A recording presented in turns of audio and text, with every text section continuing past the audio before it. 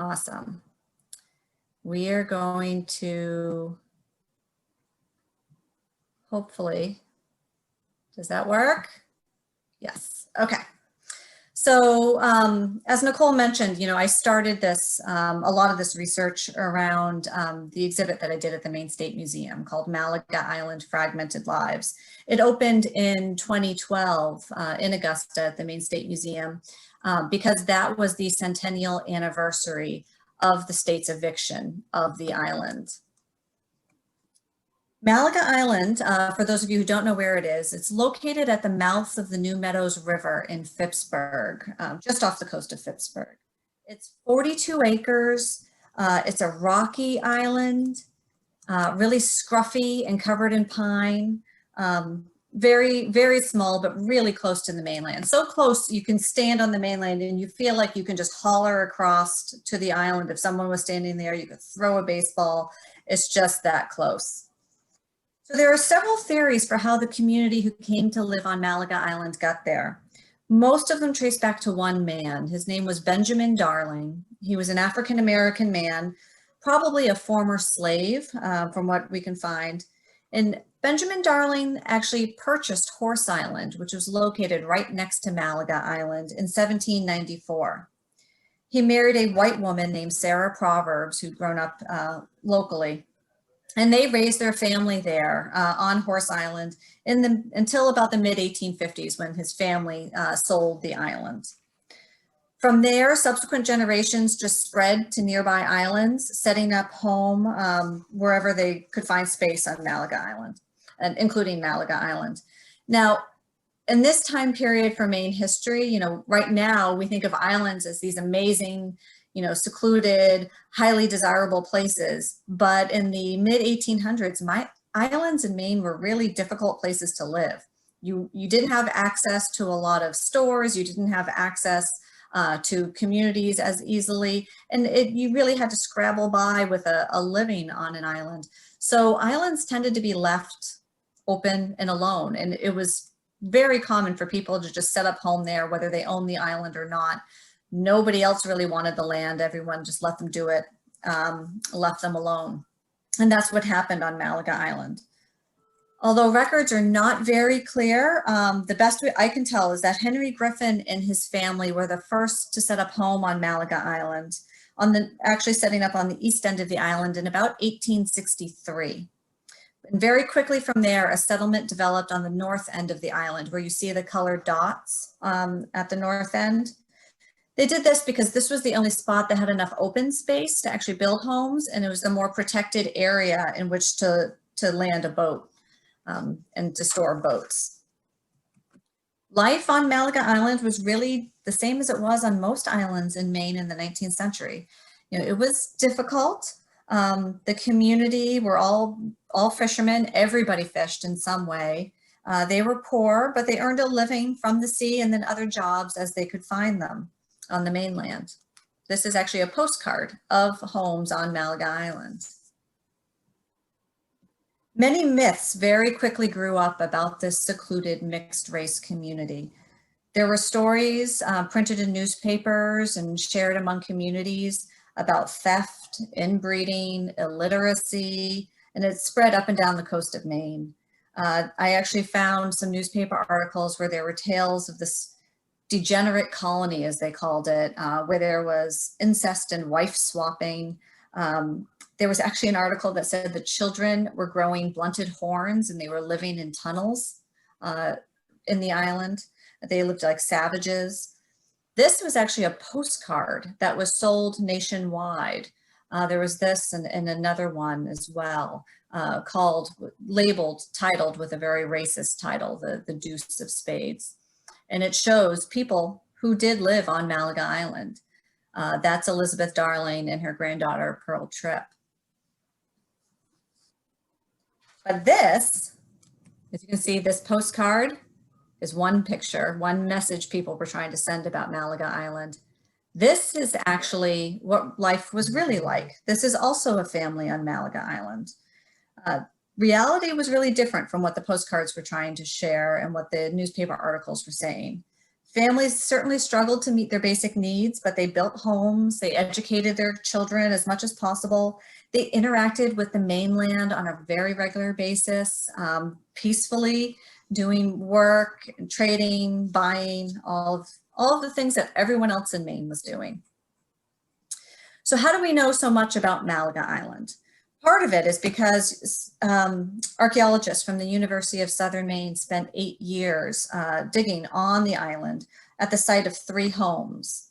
They dug at the McKinney House, the Henry Griffin House, and the Eason House. And you can see from these pictures, these are the test pits where the archaeologists dug.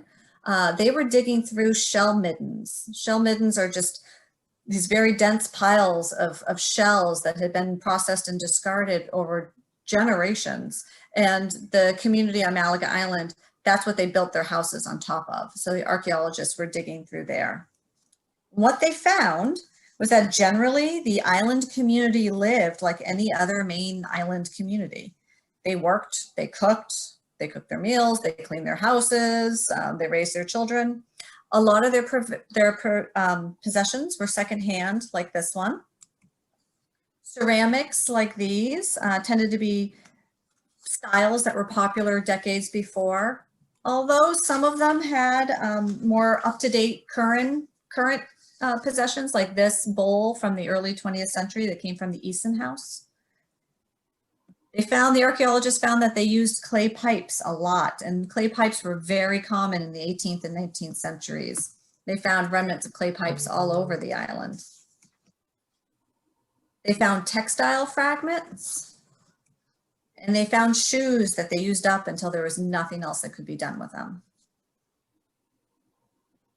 So let's take a look at who some of these people were, try to get to know them a little bit better.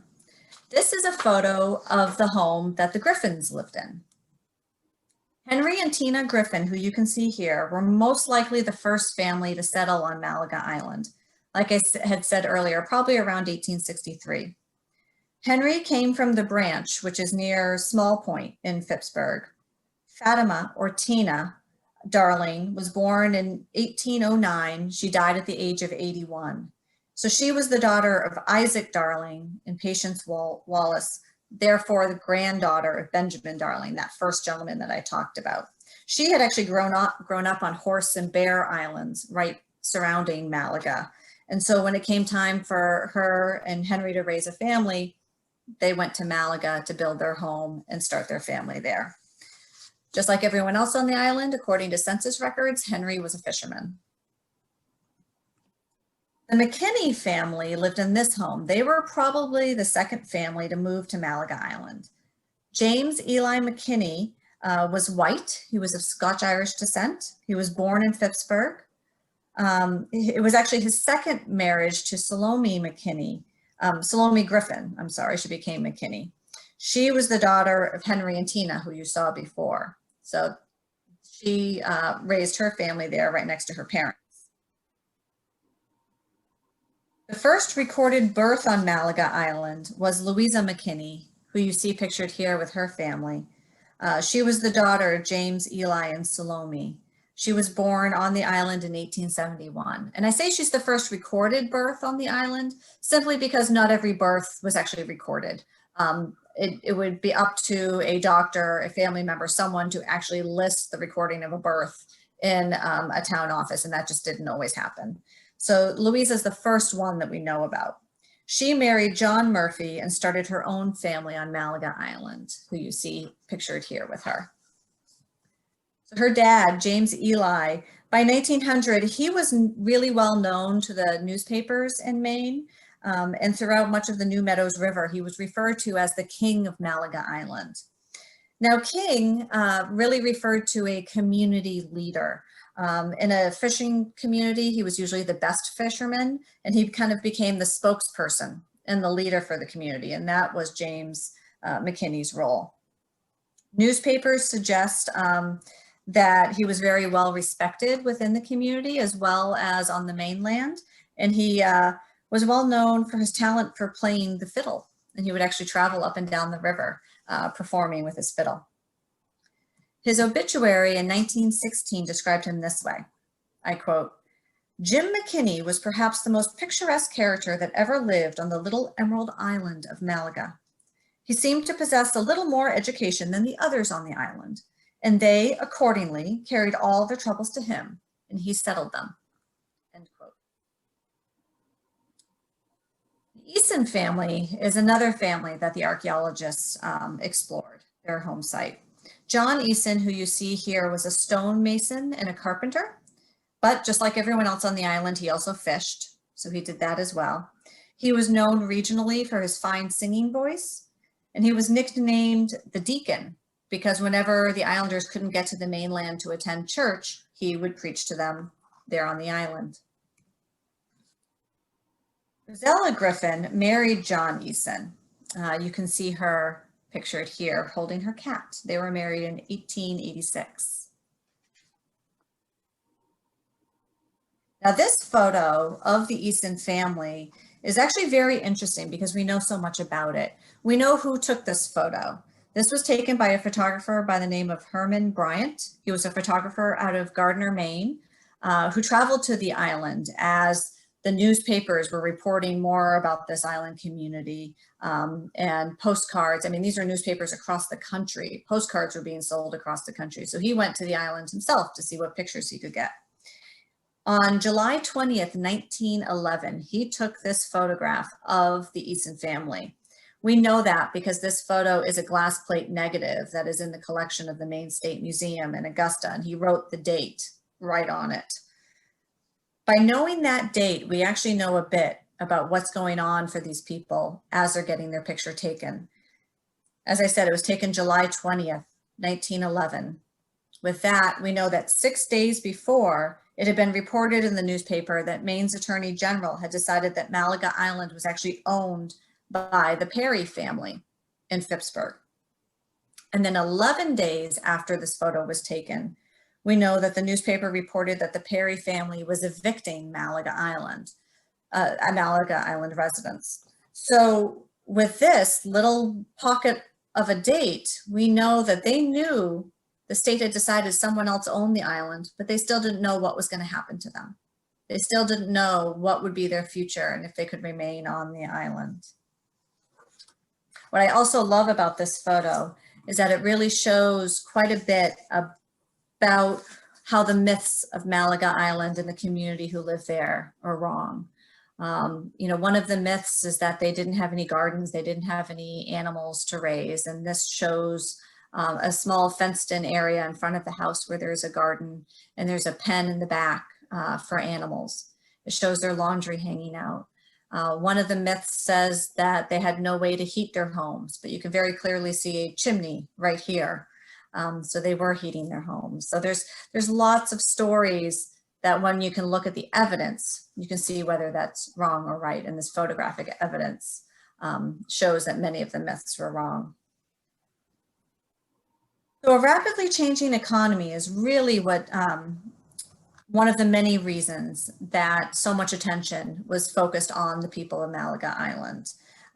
Just like everything else in life, you know, there's so many things that happen at one time that determines the future of a community. And for this rapidly changing economy, they get caught right up in the middle of. There was a decline in the shipbuilding industry, which was so important for the Phippsburg area. There was also a decline in the fish stocks, which made the fishing community very competitive to get whatever fish they could. As jobs disappeared and more people throughout coastal Maine needed help, they turned to their homes for assistance. That was what you did in the late 1800s, early 1900s, when you couldn't pay your bills, you needed some help to get some food. You went to the town, and the town would help support families. However, as the town's economy grew worse, more and more attention was paid to, well, who are we supporting? Who are we helping? Do we really want to do that? Phippsburg began to turn towards tourism as the new economy, the new business that would really save them and survive, help them survive. While all of this is happening with the economy, our nation was also seeing the beginnings of the eugenics movement. Eugenicists had a theory that any of the problems in society were based in someone's genes and they could be passed down through generations within a family. So that meant in order to fix any problems in our community like crime or alcoholism or anything really, the way to fix that would be to repair the genes, is sort of how this theory went. And you could even prevent or break up a family or a community, and that would stop these genes from spreading. This was actually a really common and highly accepted scientific theory at the time. Government officials, scientists, it was all over the place. This is the theory that Hitler based a lot of his beliefs on. And it was under the eugenics movement that now very commonly used terms such as moron and imbecile, as well as juvenile delinquent and gifted child, all of those terms came into use under the eugenics movement. These were scientific terms applied to people who were deemed under this theory to be unfit for society.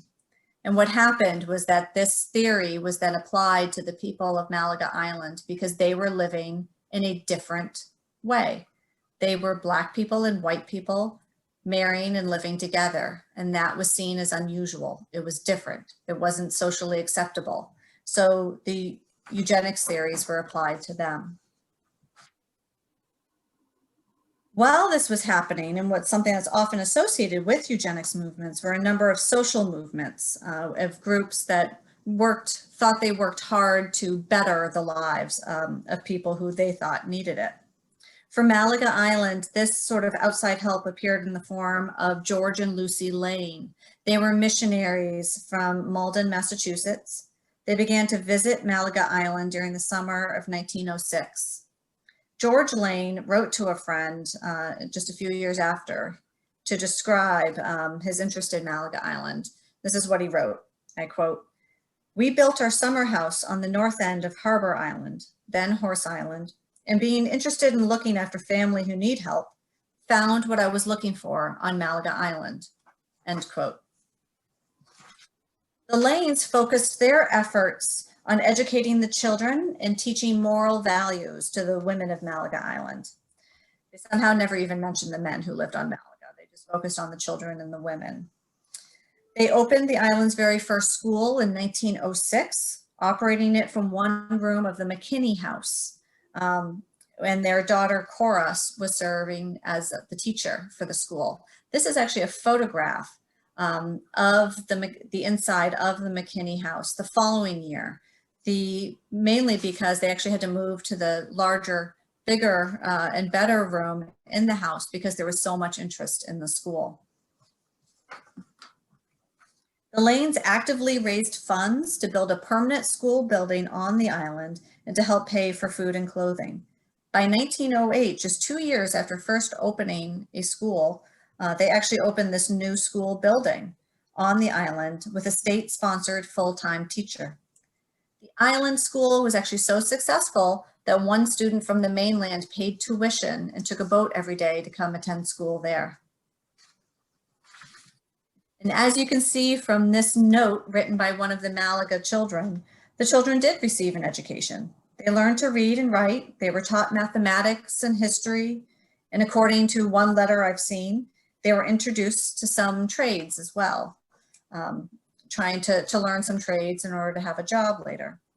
This letter that you see here is from Abby Marks to Mrs. Lane, asking if she will come to visit soon. So in order to address this different and more visible community, Phippsburg actually first tried to separate itself from the island. In 1903, Phippsburg actually petitioned the state legislature to say that Malaga Island actually wasn't within their town boundary, and therefore they weren't responsible for the care of the people who lived there. According to Phippsburg, the island actually belonged to Harpswell, so Harpswell should pay for these people's care. The state legislature denied that. They did not agree at all. However, it must have struck a nerve because just 2 years later in 1905, the state made the residents of Malaga Island wards of the state, and the state took over their care and oversight. So to manage the resources and care of this island community, the Executive Council of the state appointed Phippsburg resident George Pease as their agent in charge of the Malaga Island community. And in 1911, Pease issued this report. This is just the end of the report that you see here. In the report, Agent Pease, this is something he submitted to the state's Executive Council, working with the governor. And in his report, he used very difficult and racist terminology to describe each of the people who lived there. He described the age and ability of people like John and Rosella Eason, using racist terminology, saying they were lazy or not intelligent. He always referred to the race of each person, made sure to point that out. He would describe people as feeble-minded, which was a eugenics term. As he went through and described each of the residents of the island, at the end of his report, he then made suggestions of what the state should do with the island. And as you can see here, he felt the state should own the island, and it could then prevent people from settling there and turn off the undesirable ones, as he wrote. He then goes through and says where you can order people to. He actually recommended that one family be institutionalized in the newly opened Maine School for the Feeble-Minded. This was a eugenics-based institution that was opened in Maine. It's now where Pineland Farms is located. It's those same buildings. He also recommended that a 2.5-year-old child who belonged to Lizzie Marks, that the 2.5-year-old child could be sent to a Mrs. Hunt in Portland because she wanted the child. Otherwise, he said there were some residents of the community who could just be left on the island because they're in poor physical condition and probably wouldn't live long anyways. What this report does to me, it really shows how the state viewed this community. They viewed it through a lens of eugenics, a lens of racism, as well as a lens that this was a problem that had to be dealt with, not as people who may need some help, not as people that they could serve, but a problem to be dealt with instead. And that's really what this report shows. After Pease submitted his report, Governor Plaisted visited Malaga Island along with his Executive Council to see the island for himself. He reported he was encouraged by the progress of the children in the school, but he also reported he wasn't convinced the community would ever accept a middle-class style of living. He was actually quoted in the Brunswick Times Record newspaper, I quote, "The best plan would be to burn down the shacks with all their filth. Certainly the conditions are not credible to our state, and we ought not to have such things near our front door. And I do not think that a like condition can be found in Maine, although there are some pretty bad localities elsewhere." End quote. Soon after this visit, the state ruled that the island was owned by the heirs of Eli Perry and Phippsburg. And so that was just a few days before that photograph of the Eason family was taken. According to newspaper reports, Henry Griffin claimed that he had bought Malaga Island, or at least part of it, but he was never able to show a deed to prove that. So in 1911, the Perry family filed papers to have the islanders evicted. In the reports of the Committee of the Council for the State of Maine in 1911, 1912, an entire section is actually devoted to Malaga Island. The report states, "There has been heretofore, and some existing at the present time, certain pauper colonies that have been for years a disgrace to the adjacent communities and a blot upon the state.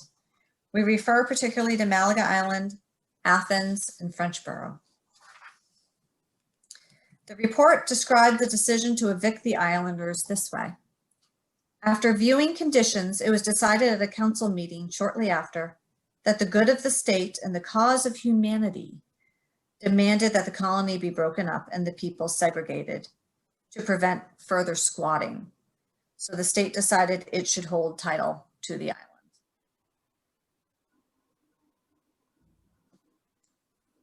Portland and Boston-based philanthropists worked with the Lanes, and they became deeply concerned over the Perry's claims to the island and the state's efforts to evict the community residents. Just last summer, I discovered some letters from some of these philanthropists to the Lanes, showing there was an effort to hire lawyers and to try to challenge some of these claims at eviction, but they were not successful. However, a lot of this was done through the lens of people intending to help, but certainly making decisions for a community and not involving them in the community, in the decisions. For example, there was one letter from Mrs. Hunt, who was a wealthy woman in Portland, to Mrs. Lane, the missionary. And she wrote, I quote, "Dear Mrs. Lane, I think you ought to know that on Friday next, the governor and council with 3 ladies are expecting to visit Malaga Island. We leave by special steamer at 9 o'clock. Please do not let the people on the island know of this visit, as I'm anxious to have the men see conditions just as they are and without comment. It would be all right for Cora to have the children in the school building when we arrive. That might be the best way for the men to see them.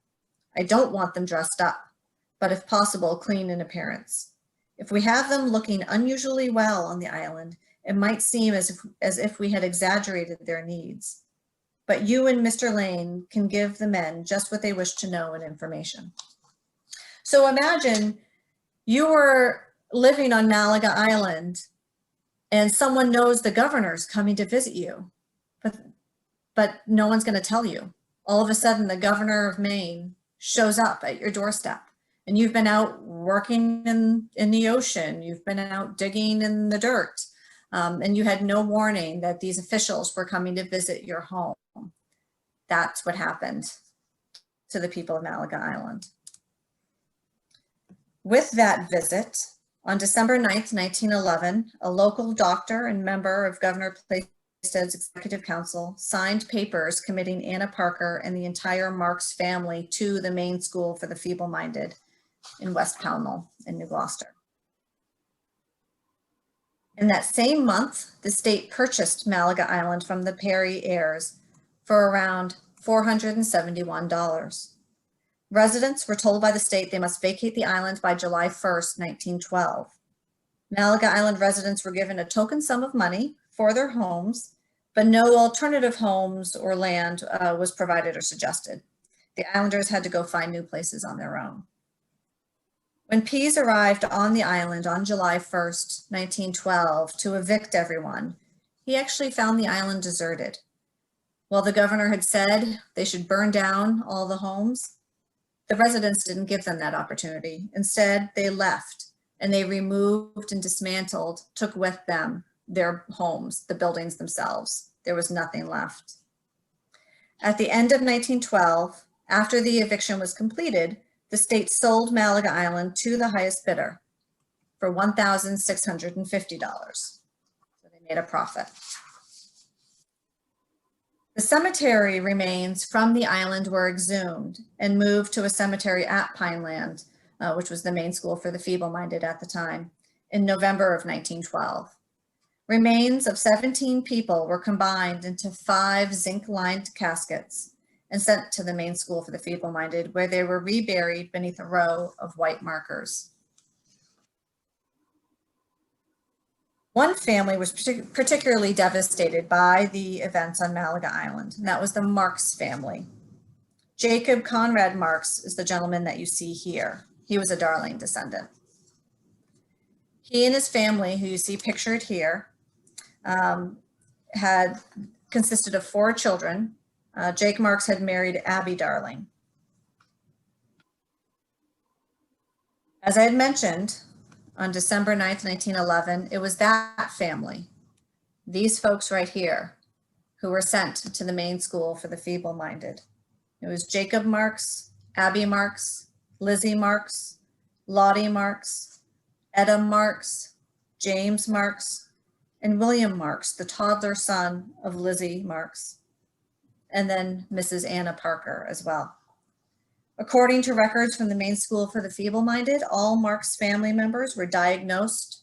Their scientific diagnoses for going into the school is that they were I quote, low-grade moron, or I quote, imbecile, middle grade. These were scientific terms of the eugenics movement. Abby and Lottie Marks were the only ones to be released from the Maine School for the Feeble-Minded, the only Malaga Island residents to be released. All the other members of the Marks family died at the school. Lottie was released in 1925. She and Abby moved to Bath, Maine, where they worked as maids and lived in the households where they worked. You can see on this list here that Willie Marks died in 1928. Willie is that little toddler boy that Agent George Pease had recommended be sent to Mrs. Hunt because she wants the child. The state didn't do that. Instead, they sent him to the Maine School for the Feeble-Minded. He entered the school at the age of 3, and he died there at the age of 19. This is a picture of Lottie Marks. She eventually married after being released from the Maine School for the Feeble-Minded. She never had any children of her own, and she died in an Augusta nursing home in 1997. She was 103 years old. People who interviewed her while she was still alive remarked that she would often talk of her American Indian heritage, never African American heritage, even though that was her family. She asked to be buried on Malaga Island, but that was not possible at the time. She was buried in Brunswick. And to her dying day, she denied ever having been a resident of the Maine School for the Feeble-Minded. Other residents of Malaga Island scattered to nearby towns, setting up home wherever they could. This is actually a picture of John Eason, that carpenter and stonemason that you saw earlier. He made his home in Cundy's Harbor. This is him with his dog in 1934. And I swear that house behind him is the same house that was on Malaga. If it's not exactly the same house, he basically rebuilt it and replicated it.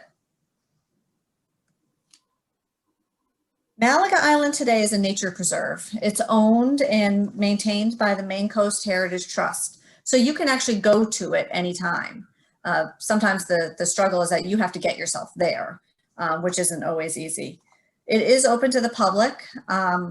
It's a little difficult to access, but by boat or kayak or canoe, you can do it quite well. Anyone who visits, it's a beautiful spot. It's just incredible. I will caution you though, that especially the northern beach end of it is covered in poison ivy. So just stick to trails, stay to the beach, and you're fine. The Maine Coast Heritage Trust does a very good job of maintaining the trails to make sure that no one gets poison ivy. It is just a beautiful, beautiful spot, and I highly recommend visiting if you can. In July of 2017, a group of us actually dedicated this memorial to the people of Malaga Island. We placed it at the cemetery at Pineland. A scholarship fund was also established for the descendants of those who were evicted from the island. And I'm pleased to report that that scholarship fund is actually now complete. We gave out $350,000 to descendants of Malaga so that they could go to school and further their education. So for more information about Malaga, there's some great resources online. There's a fabulous radio documentary that I would highly recommend, Malaga Island, A Story Best Left Untold. And if you listen to that, you can also hear from some of the descendants of Malaga Island. And I think it gives you a very good perspective. Otherwise, researchers like myself are just going to continue to research this story. We're finding more, every day. I'm also meeting new descendants all the time. I just met another descendant last week. So it's still a continuing project that I hope I get to continue to work on because it's a fascinating, fascinating story.